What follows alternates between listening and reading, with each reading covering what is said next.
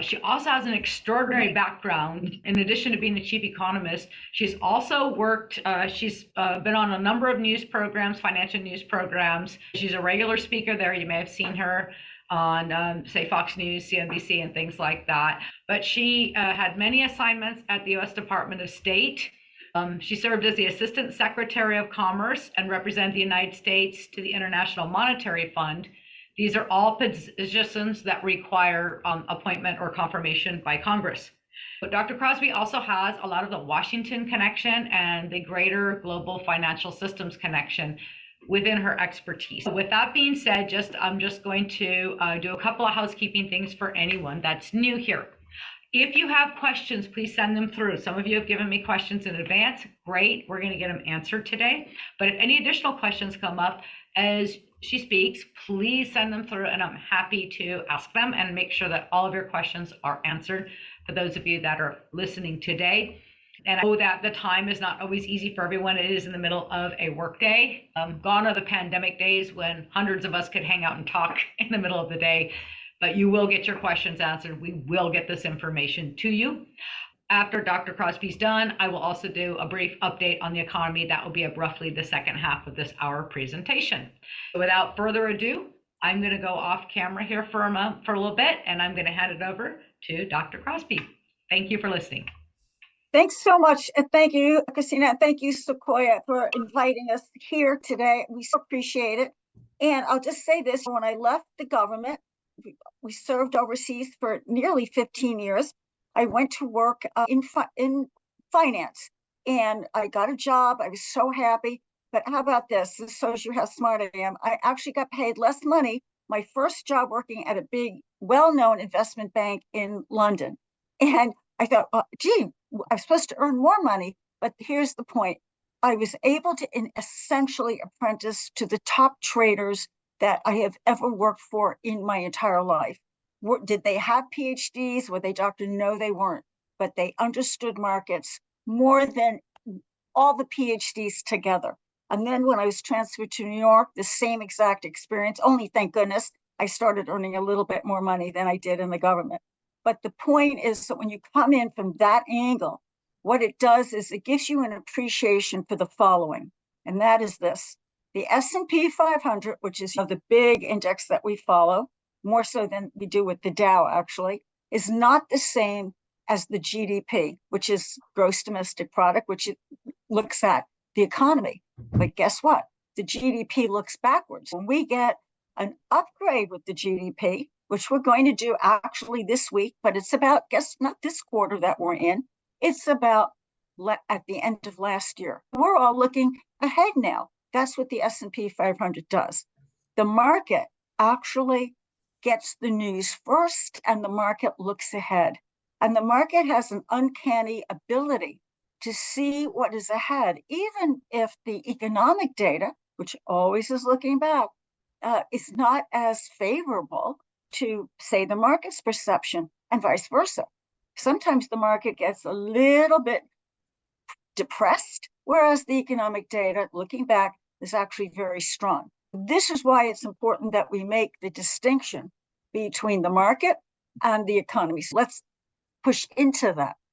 So far, and you can see it with your portfolios, the market has been doing incredibly well, so well that it's making us nervous. Sometimes it just, we sort of talk to each other. This is the team I work with, and we're saying, this is really great. How great is it? It starts to make you nervous. And here's the reason. Markets can keep going up, especially if the underpinning for the market is strong. They say that it can go on. At the same time, a market that sells off can actually sell off longer than you even think.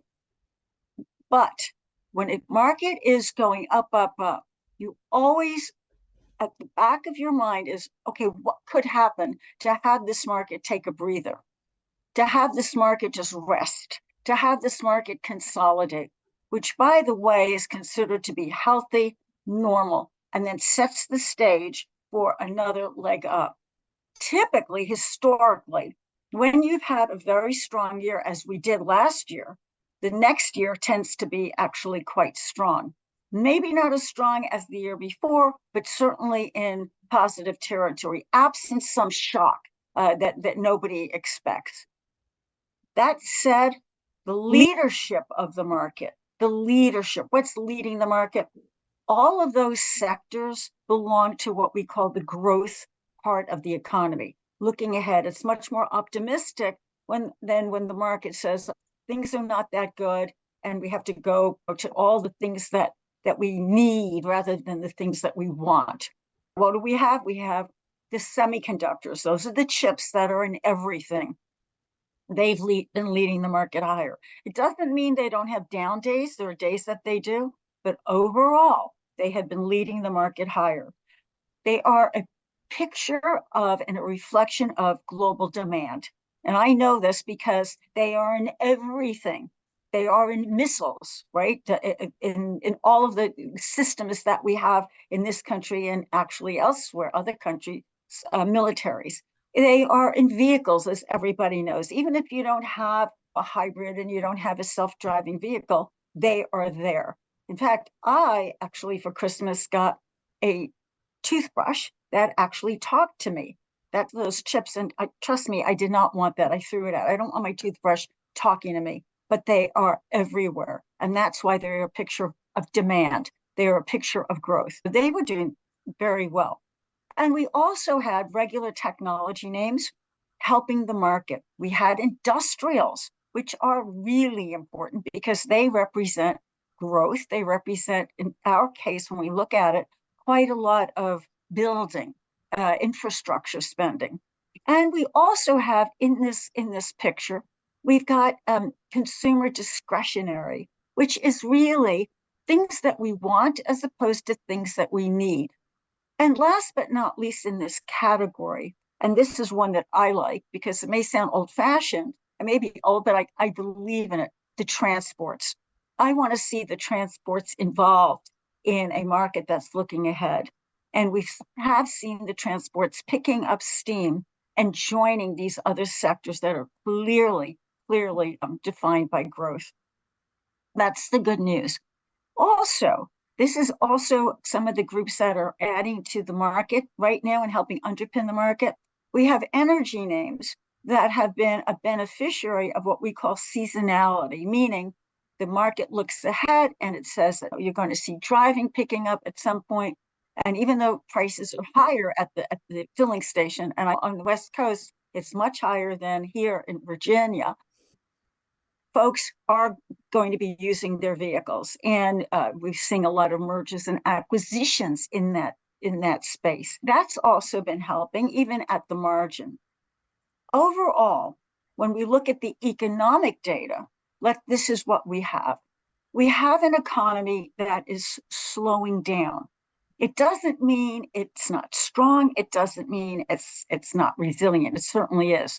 But it is coming down from a fever pitch that we had at the end of last year, where the economy was growing gangbusters. It was just over 5%.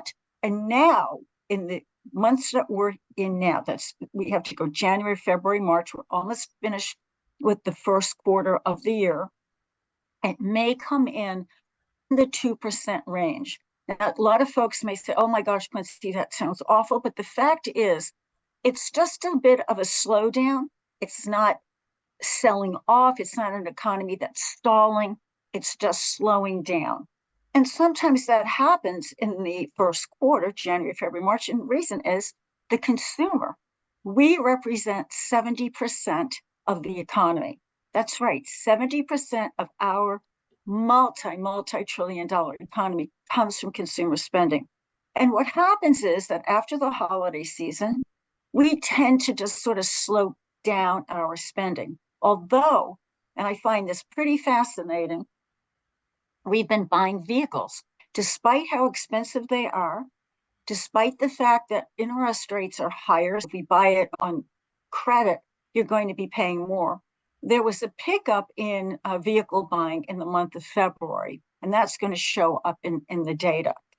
It's, I think, very interesting because when you buy a vehicle, and I did, you don't have much left for anything else. When people say Americans weren't spending, go ahead and try to buy a vehicle and have a lot left over. You simply do not for a while. We are still going out to eat. We're still traveling, but we're actually just slowing down the way we do when winter hits. And that's really, really normal. It's not abnormal. But don't be shocked when you start to see the GDP numbers coming out.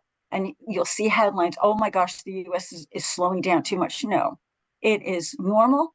It is still solid. It's still resilient, and it is not stalling. And more importantly, it may be helping bring inflation down. That gets me to the next point here.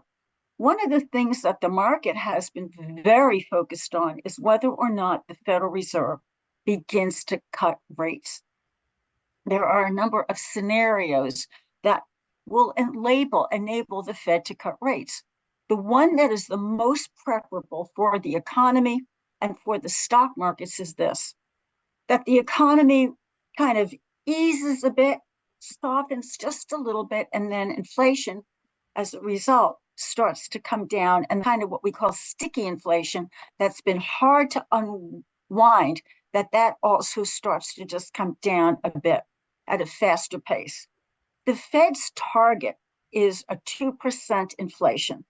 That is actually the target for most countries. Most central banks want to bring inflation down to that level. It is considered the level that actually doesn't hurt the economy, it doesn't help the economy, and it's good for consumers. They will cut rates before we get to 2%. A lot of folks think, Quincy, do they have to wait to that? No, they just want to know the following, that if they start cutting rates, that there's not going to be another surge of inflation. They do not want to repeat what happened in the late 1960s and 1970s. What happened then was that the central bank in our country actually started to cut rates and then waited and then cut again and then waited. And what happened was really bad inflation took hold. We call that stagflation. In other words, the economy was slow and inflation was high. That's not a scenario anyone wants. And then when Paul Volcker came in, and I can't see anybody, so I don't know which era you come from, but you may remember Paul Volcker. In order to get rid of double-digit inflation, he had to just literally raise rates, and put the economy in a recession, not once, but twice. He was hated. He was despised. However, he accomplished something that no one ever thought was possible. He brought inflation down to a level that allowed a major bull market to be born. We call those kinds of markets secular bull markets, in that they are long-term, they are enduring, and yes, there are pullbacks, there are always pullbacks, but it kept going. One last thing. When Paul Volcker was doing this, the unemployment rate in the country was over 10%. It actually moved much higher. But August of 1982, when he decided that he was going to cut rates for the first time in a long time, the unemployment rate was over 10.5%. That's how bad it had gotten. And so right now, our unemployment rate in this country is just about 4%. It moved up from 3.7% to 4%, which is still extremely healthy. The Fed would like to cut rates once it sees that inflation is coming down at a little bit faster pace. The market believes that they will cut rates maybe 3 times this year, and the Fed itself has said that is a possibility. What else would allow the Fed to cut rates? Here's the one.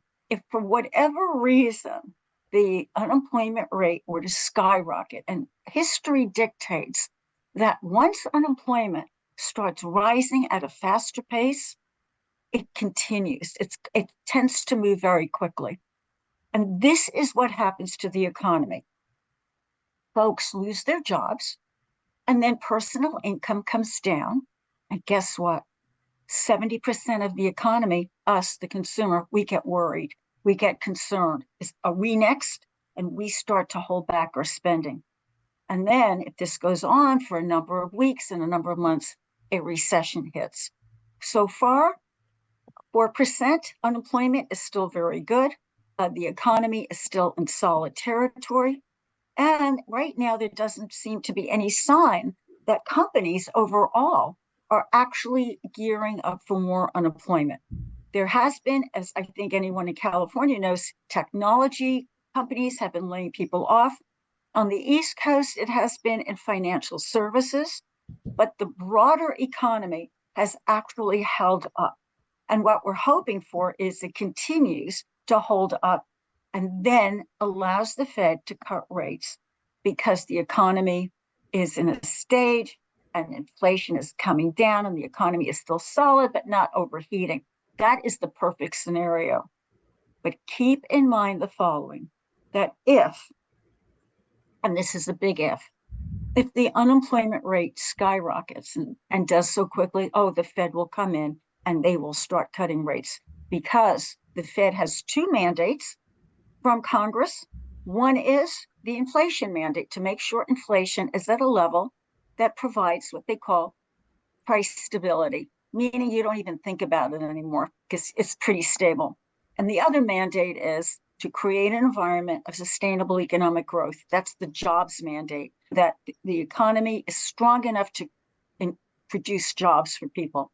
That mandate, the two mandates, require a delicate balance by the Fed. But from all the statements that I see, and I'm with everybody, I'm fed up. We all, my colleagues and I say that, please just let's not talk about the Fed anymore, but we have to. One other thing that let me add here before we open it up for questions. Corporate earnings are by and large solid, and the guidance that they're giving is actually positive. We look for the guidance because that tells us what they're looking at in the future. Remember, the market looks ahead. And we're going to be entering the earnings season. April 12th, we'll start with the big banks. We'll hear what they have to say. But one thing we do know, we know that lower wage earners are having a very difficult time. The higher interest rates are hurting them, the higher prices at the food store and at the gasoline stations are hurting them. There's no doubt about that. But when we move up the wage scale with folks earning more money, they tend to be in fairly good shape, even though they may tell some of the survey folks, I'm not that happy and I'm worried about my job. But overall, consumer sentiment in this country is actually fairly solid. We're in an election year, and everybody knows that could create a lot of volatility, and we're expecting it. We're expecting it to be one day this one day that one. But I will end with the following, and this is data. It's not my preference one way or another. The stock market tends to do well with either party in the White House. May sound odd, but when you look at it, you will see the numbers. Certain sectors, however, work better with one party than the other party. For example, when you look at this administration, anything having to do with clean energy, for example, that tends to do well. If we look at the Republicans, typically the bank sector tends to do well only because they are much easier in terms of regulation. And as we get closer to the election itself, most companies like LPL, we will have buckets of what will do well with the Democrats, what will do well with the Republicans. But also keep in mind that whoever's in the White House has to deal with Congress, and that could shake things up too. Who takes control over Congress? What does the market like? I'll tell you what the market likes. It likes one party in the White House and another party in charge of Congress. Gridlock. The market loves gridlock, where they can't do anything. They can't annoy us anymore. That is where we are. And keep in mind too, that we expect to see volatility hitting this market. I want to be clear, but stock markets need to pause. They need to digest the gains and then get ready for another move higher. And it doesn't have to be a surge higher. It could be little by little higher. But the companies that we have in this country are strong. No other country has the kind of technology companies that we have and that we have in abundance. Please remember that.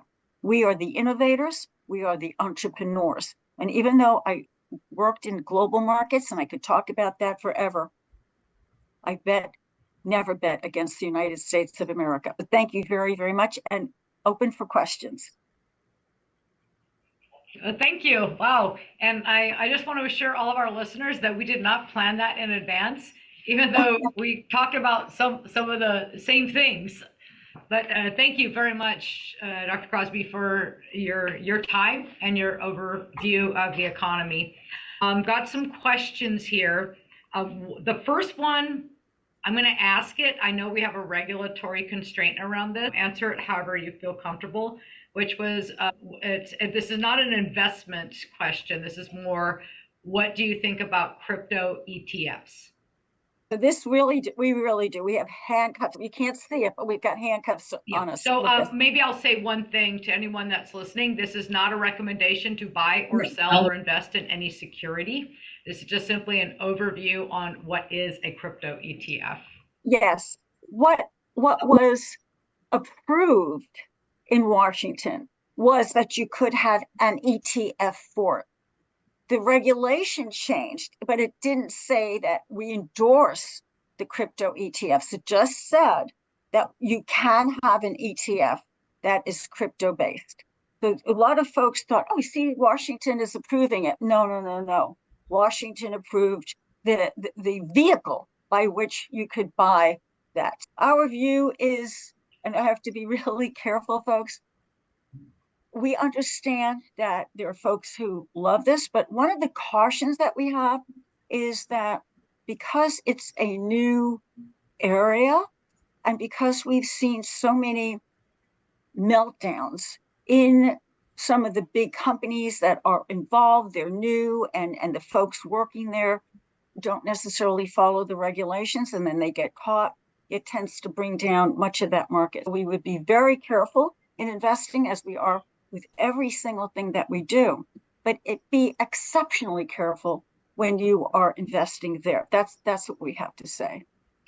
And I will add one thing to this as well, which is it's very important. Every investor has a different risk tolerance. Yes. Every investor has a different appetite for not just the volatility, but also for the potential of permanent loss.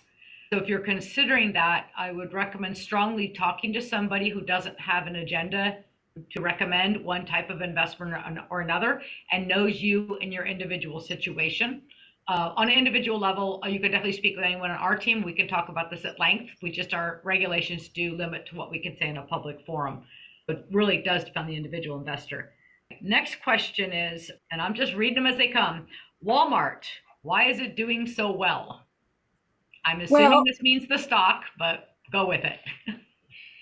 Walmart is fascinating because everyone sees it as kind of a boring, stodgy place. However, they have been very, very quick, believe it or not, and nimble with online.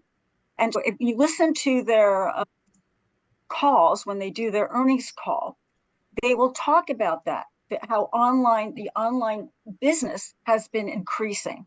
And they put a lot of money and resources towards the online services. And that's positive. They've also been buying different brands for their stores.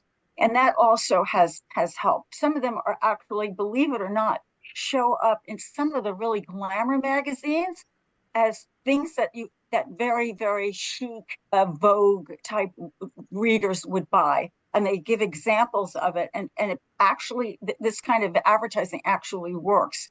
And they're very simple designs, but very actually good quality. And here's the thing. It brings people into the stores. They also, as everybody knows, they are very big in groceries. And the grocery business is very difficult. The margins are extremely tight, and you need a lot of quantity to make money. Walmart does. But here's another aspect to Walmart. Walmart gives in their quarterly reports who is shopping there. And over the last year, as inflation has been high, particularly for food items, they would say, we see more and more buyers coming in with household incomes of about $100,000. And folks will say, how do they know that? They know that because of the credit cards we're using. The credit card information has more information about us than this fear everybody has about the Federal Reserve having that dollar thing that they're doing, where they take away our cash and you just do everything with the dollar that's created by the Federal Reserve. People are worried about privacy. Privacy is gone when you use your credit cards. So Walmart will talk about that. And the reason it's important for Walmart is what they want is that person with the $100,000 income, as opposed to their normal clientele, which has a much lower income. But that other higher income person goes down the other aisles and buys higher margin items where Walmart actually makes more money and where the folks can actually go in, people who never would go to Walmart before, suddenly seeing things that they actually like, seeing things that, whoa, this is a good price. I didn't realize that the vacuum cleaner is here, the Shark that I'm not allowed to say Shark, that I want to buy, that it's actually cheaper. That's what they want. And so that is a little bit of what they're getting. And Walmart is now getting rid of, what I heard, the, what do you call it, where you shop by yourself, you go through the cash register by yourself, because they want to remove shrinkage, meaning stealing. And they're going to be having people stand there helping you, quote unquote, but or just go through and have a cashier. So Walmart is also expanding more and more into health and having folks come in there for their shots, but also at the same time having other services. So they're going to be expanding that. And they've done a very good job of it. And needless to say, in this period of where the margins are fairly tight, they are shrinking, speaking of quite a bit of their back office, the white collar workers. And that also helps allow them to have healthier margins. That is the Walmart story. I'm chuckling because I never had walked in a Walmart in my life, but I live in Nevada part of the time, and there's a Walmart out there. And I was exactly that story. I went in to get some property boundary marking tape, that bright tape, and I walked through the store. I'm like, oh, cool! These Tupperware containers. I need that. It was all these small things that I would have maybe previously ordered on Amazon. I ended up actually walking out there with more things than I expected. And that was the idea of, hey, this store's closed. They probably have what I need. I'm going to go in and get that one thing. But there I was, that classic example of probably not being what you would think of as a normal Walmart person, but they did have quite a lot of things. Exactly. Anyway, I just wanted to share a story because it was funny. Wow, this is actually, they have a lot of stuff here. They had a whole sewing section. If you material for, if you were like a sewer, made your own, the whole section for that was fascinating. It is fascinating. I'm with you because we have a big Walmart near where I live, and I've gone in there exactly the same reason. I want to pick up just a couple of things. I'll find it online, and it'll say Walmart has this. So go to Walmart, and then I walk out there with bags, and I'm like, what was I thinking? And the fact of the matter is, they've got some really cool things. And as I said, they're adding the clothing. I don't usually go to the clothing part, but now I've started to look because I start seeing it, great advertising in these upscale magazines that I look at when I'm at the airport, and it'll be Walmart. And it's becoming this, what do you call it? This shaggy chic kind of thing, where they get movie stars to wear them and models to wear the things. And you kind of think, oh, gee, I could look just like that if I got it. But it's actually very attractive designs. That's also becoming important as they buy up some of the actually design shops. That's what they're doing. It's interesting, and also talking about the impact of inflation as prices are rising. Now, there's two elements. One is the usual cyclical inflation, the raw materials costs increasing, labor costs, that usual cycle. As you mentioned, unemployment goes up, people pull back, prices come down to attract buyers, usual cyclical inflation. There's also another element, and this comes to a question, this wasn't specific to you or to I, but something I've talked about before, which is the government regulations. And I'm not getting into the good or bad, meaning or not, that's often a matter of opinion. But if the government says we need to do this environmental project, or we need to do this social project, or we need to create more of this, Yeah. we need more regulations to protect consumers, like all of those things add cost. Again, I'm not, whether you agree or disagree with the regulations, they add Yeah. cost to things. Yeah. Yeah. And as that cost, that's a sticky kind of inflation. So that won't Yes. go away with the cycle. It's not like the government will say, hey, we're going to cut back on this green project, or we're going to cut back on this clean water project because the economy's slowing down. When a government adds a cost, that's a sticky, permanent cost unless a new leadership comes in and makes change. I wondered how you thought of this, because this, again, is sort of for both of us in relation to the inflation stickier than maybe what the Fed can control. No, absolutely. And that's a really good point, because that is exactly what happens. And also, Washington, D.C. builds agencies around those regulations. So then suddenly, it blows up, and then the agencies then have regional agencies, and suddenly you've got a big infrastructure, labor infrastructure surrounding those regulations. It is really it's disconcerting, because they're hidden costs, and it just, as you say, they typically don't go away unless another administration comes in and actually campaigns on getting rid of those extra costs. The other part of it is, when you think about this notion, and I'm not getting into whether electric vehicles are good or whether they're not good, and I'm going to say up front, I drive a Suburban, yes I do, and I will add this, that if I ever found out that they're going to do away with combustion engines, I'm getting another Suburban and putting it in as storage if I have it, and hope that they allow you grandfather them in. But in any case, we simply don't have the infrastructure in this country. And you would think that this push towards electric vehicles would come in conjunction with, we're building the infrastructure that people can go from one place to the other or across the country and not have to worry about where they go and charge the vehicle or the batteries, because there are some difficulties with some of those vehicles. That is extremely important, and they're never going to get to that point where they get people like me. I always consider myself and my husband that we are the ones that, if we shift, it means that the rest of the country is shifting. In other words, if we don't want an electric vehicle, but suddenly we decide we do, it would mean that mainstream is going along with it. But how could we go along with it when there's no infrastructure? You may even conceptually think, gee, this is a great idea, except for the fact that where's the lithium going to come from? Are we going to go into countries that no, they don't want us to get that lithium? That we've got a lot of it in this country, and they'll start trying to dig it out. But the point is, we simply do not have plans yet for the infrastructure. And that's the basic thing of what you need.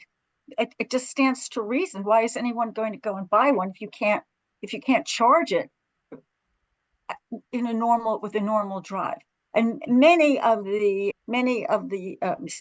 CEOs and the CFOs from some of the energy companies, the fossil fuel, natural gas, are coming out and saying 2030 is peak oil. Are you kidding? How could 2030 be peak oil when in fact other countries still need oil? And the last we've seen, they say the US still needs to produce oil to be safe and to keep things going. And they're not saying that we will never go green. They're just saying where again is the infrastructure. That will be heavily regulated as well once they actually start doing it. But you're so right. It's interesting what you said about the lithium, because there's been a challenge of the environmental impacts of ripping minerals out of the ground. And there is a major lithium deposits in Nevada. Yes. And there's only one active mine in Esmeralda County. And they tried to add more mines because the demand obviously is so great for the electric vehicles and for the batteries and whatnot. They can't get it to happen. And you have to see, Nevada is a very purple state. So it's not ultra liberal, it's not ultra conservative, collectively the state. And they can't get it done there because there's so much protest against the mines. Yeah. The idea of we need it, but we don't want to dig it out of our country's ground. We have to get it from another country. Yeah, there's a lot of components to that. But yeah, the costs, the cost involved in many of the things we do now have a regulatory cost component to it that is not going to be solved easily. And a lot of those costs are sticky costs. And that's, Yes. I think, maybe a challenge for the Fed in getting those down, not of course in everything, but in getting that number down, because it doesn't matter if we have 10% unemployment. People can't not pay the electricity bill. They can't not pay the garbage bill. They can't not pay the cell phone bill. There's certain things that they need, and those things can potentially have higher costs. Second to last one here. I don't know if you, I'm sorry, I'm not throwing you into the bus. This literally came across. Who is better for the economy, Trump or Biden? I think you touched upon that very much what I've been saying, but it came across. I'm putting it out to you. Okay.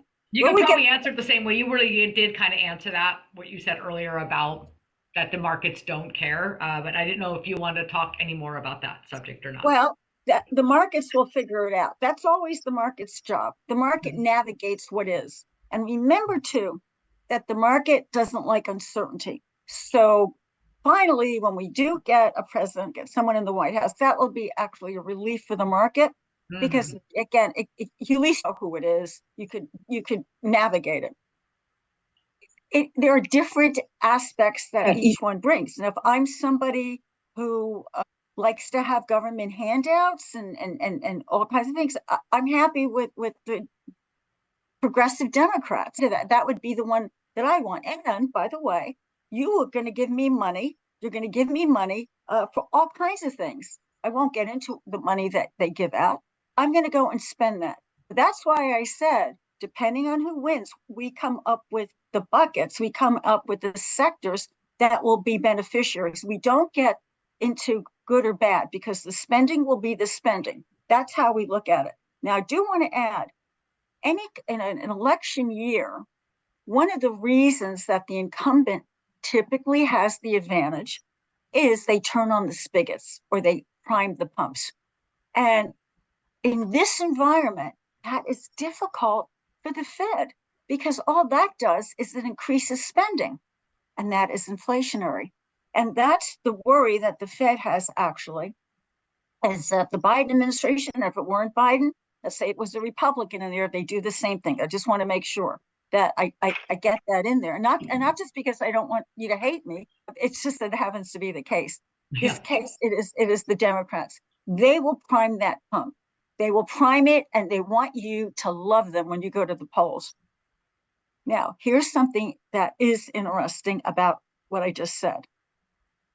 Gasoline prices. Now, you know that where you live, you've got all of those taxes, but just come here to Virginia for 1 minute. The taxes are not that bad, and we actually typically always have the lowest gas prices outside of, let's say, Tulsa, Oklahoma. However, those prices are going up. And this is what happens. It happens historically. Historically, Americans start seeing the higher prices at the pump. And what then happens is, and this is historical, Americans start changing their perception of inflation a year ahead, 5 years ahead. The higher the prices go, the more they see inflation climbing over a 3-year period and a 5-year period. This is something the Fed does not, no central bank wants to see that. But here's the other part. They start punishing whoever's in the White House. That is like standard with that. When Ukraine and Russia started the conflict, remember gasoline prices, oil prices skyrocketed, and President Biden basically went into the Strategic Petroleum Reserve, which is used for catastrophes, and he pulled out an awful lot of oil that was turned into gasoline, and gasoline prices came way, way down. This is what happened. His approval ratings went up, and the perception of inflation actually came down to where it needs to be. It's fascinating to watch. This is going to be interesting only because what is Biden going to do if gasoline prices keep going up? He knows that he has to do something.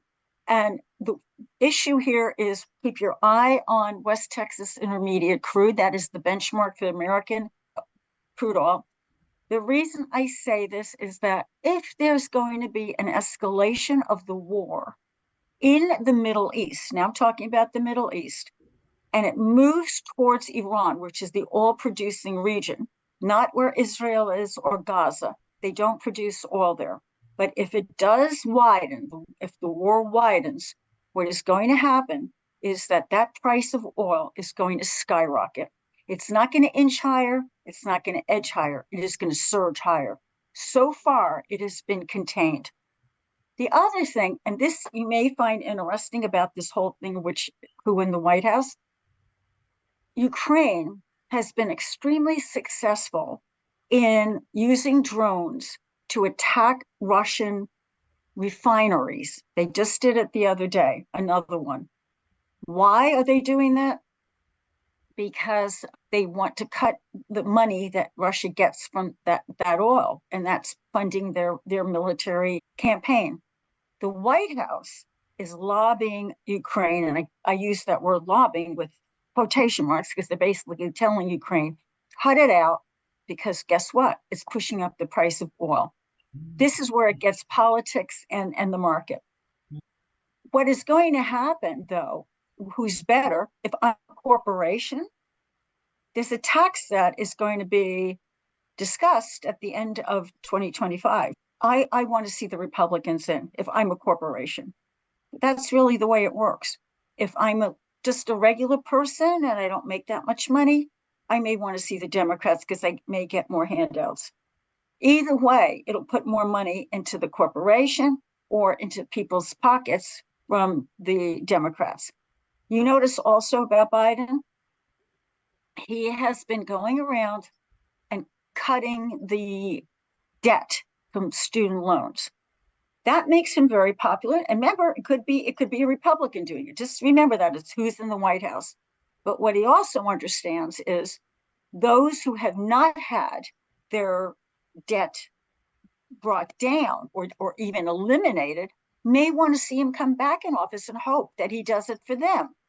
That is a big plus, right, for him.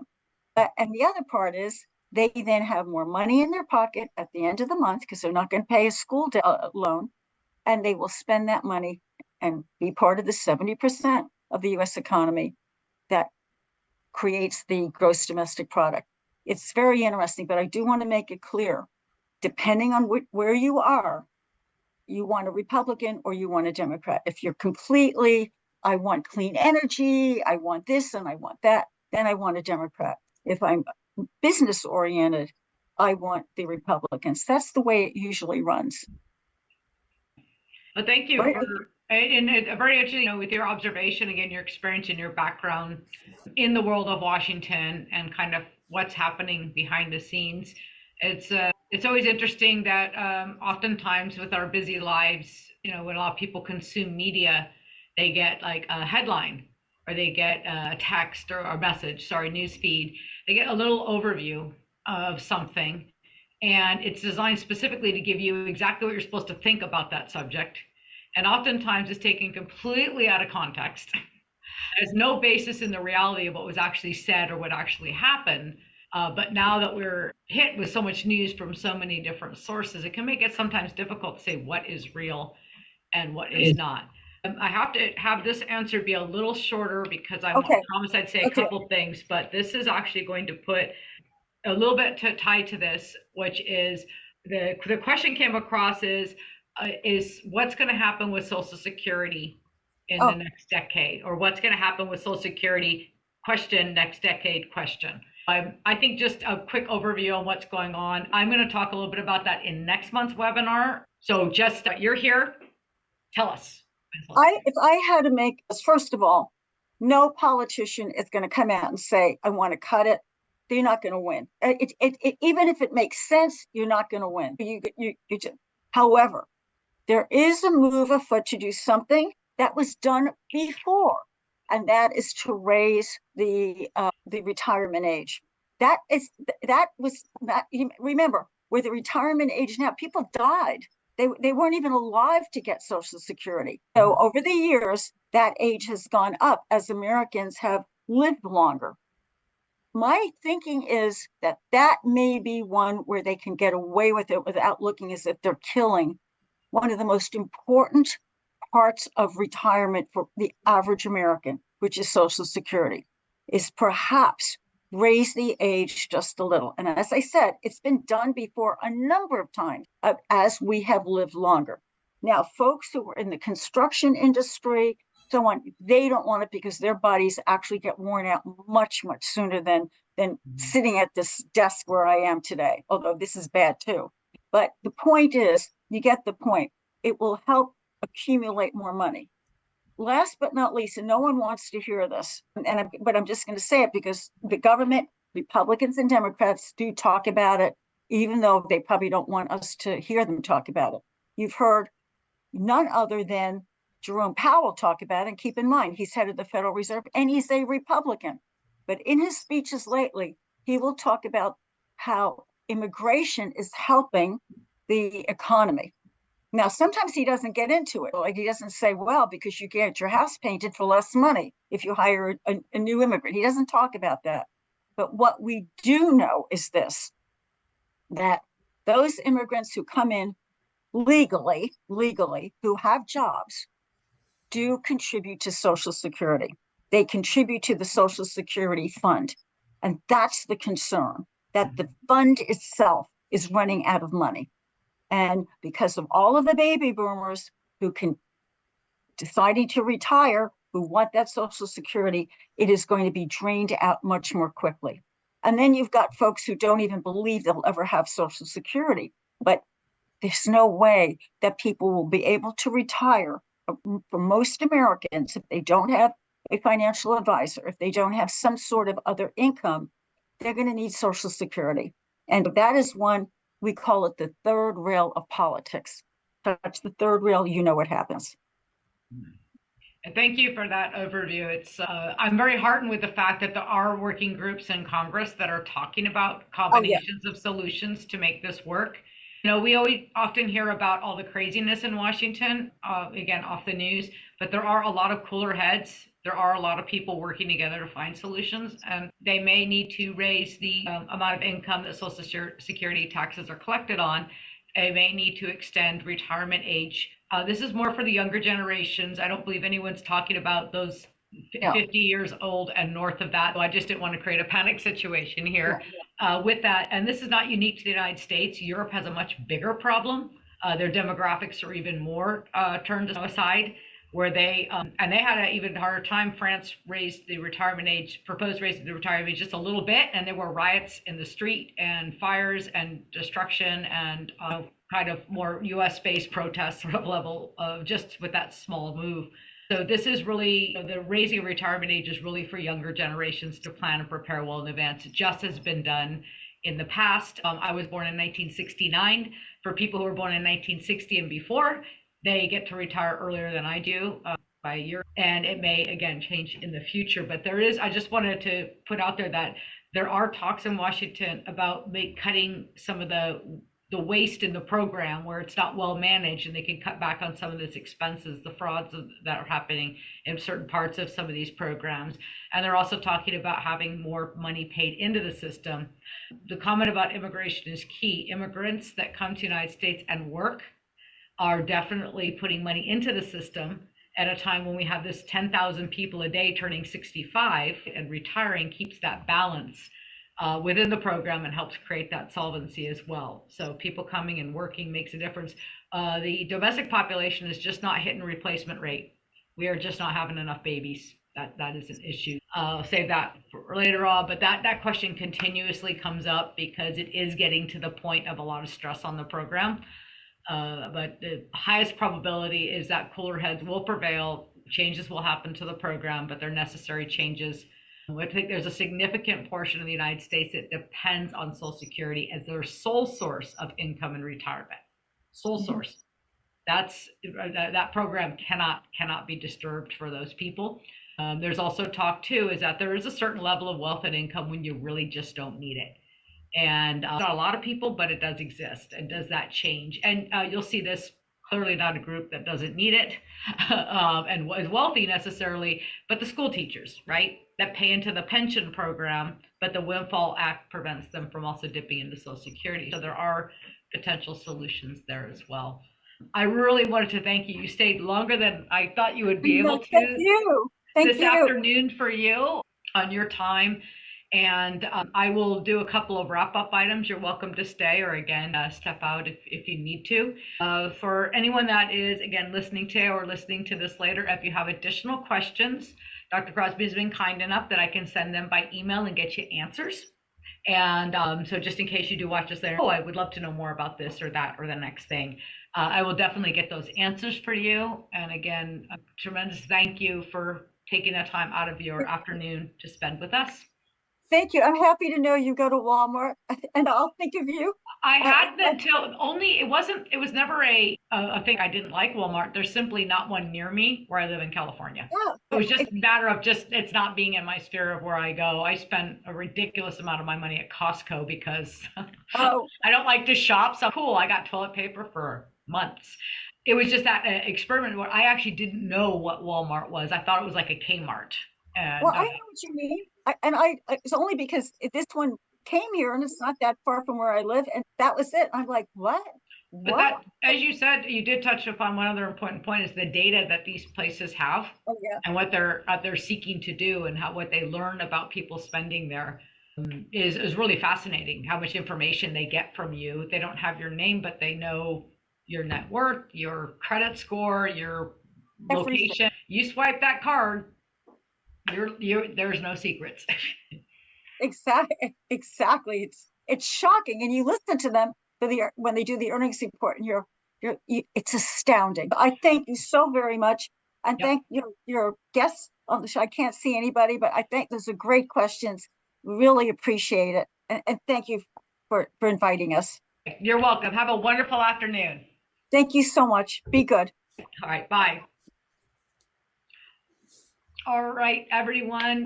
We're getting close to our hour because Dr. Krosby spoke longer than I had originally expected. That's a good thing because it's good to hear from her. She's our special guest. I will roll a lot of this over into next month's webinar, which date is coming up. There's a really couple of things I just want to touch upon because I'm getting this question a lot right now. If the economy is slowing, why is the market doing so well? And actually, you heard a little bit from Dr. Krosby on this. The market is not the economy. The economy is slowing. That's facts, figures, and data. The market will eventually catch to that or adapt to it. It doesn't mean that the economy is slowing, does not mean that the markets crash and burn. We have an extraordinary amount of money being pushed into the economy right now, under the current administration. This is not a negative or a positive towards the current administration in Washington. It is more so from the standpoint as this is an election year and some bills were passed, the Inflation Reduction Act, the CHIPS Act, et cetera, over the last couple of years, and the money was very specifically targeted to hit the economy now. So there's a lot of government money flowing in. There's also a phenomenal amount of debt being increased, deficit, in the United States being increased.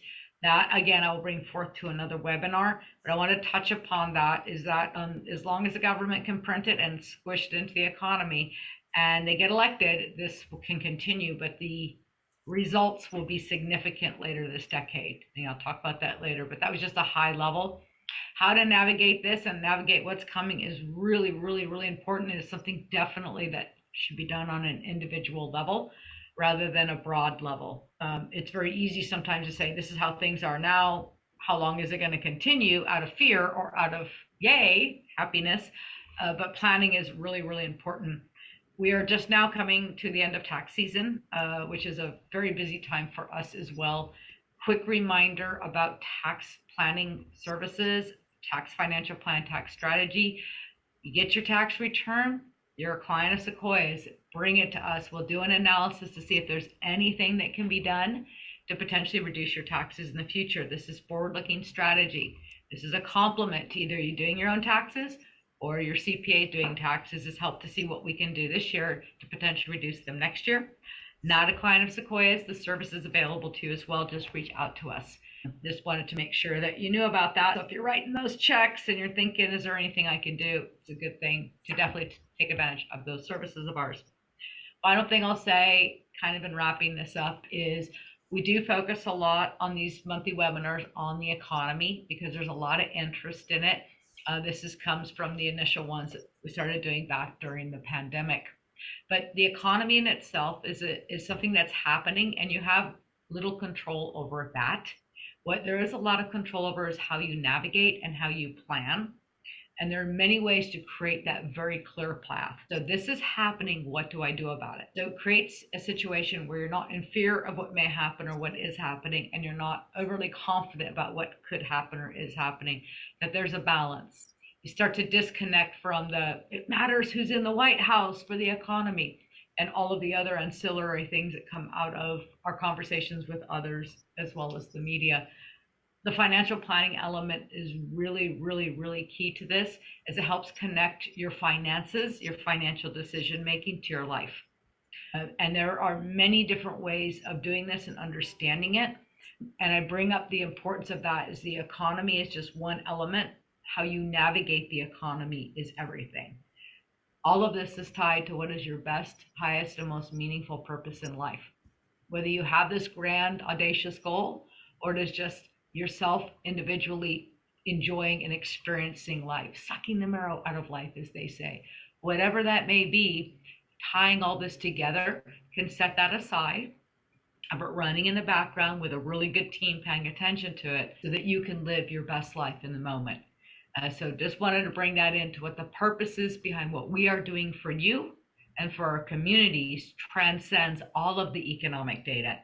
The idea of sharing this with you and having different speakers and myself as well is just a place that you can hear things from perhaps a different view than what you're used to, and also to be able to inspire ideas of, I didn't think of it this way, perhaps I can plan for that.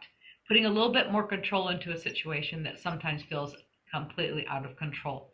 Upcoming webinars, we will talk a little bit about some ideas around tax planning, just very high level. This will be with myself and Katie Linfeld, our certified financial planner. That one's coming up. Around the middle of the year, we will do one on the economy. We'll have one of our Washington, D.C. Economists is talking a little bit about what's going on in Washington, D.C., a little bit of kind of outlook on the elections. It'll be early in the election season, so obviously anything can happen, but it's more talking about some of the policies and proposals that have come out from the various candidates. This is a nonpartisan event, regardless of what side of the aisle you're on, or if you're on no side at all. It's a safe place to be able to hear some commentary on this topic. If there are any other topics that interest you, that you want to hear more about, that you would feel would be beneficial, please let us know. We have access to some amazing speakers on all sorts of different topics, some economic and some other financial related. So just let us know, and we'll be happy to bring them in on one of our monthly webinars. With that being said, thank you very much for coming today.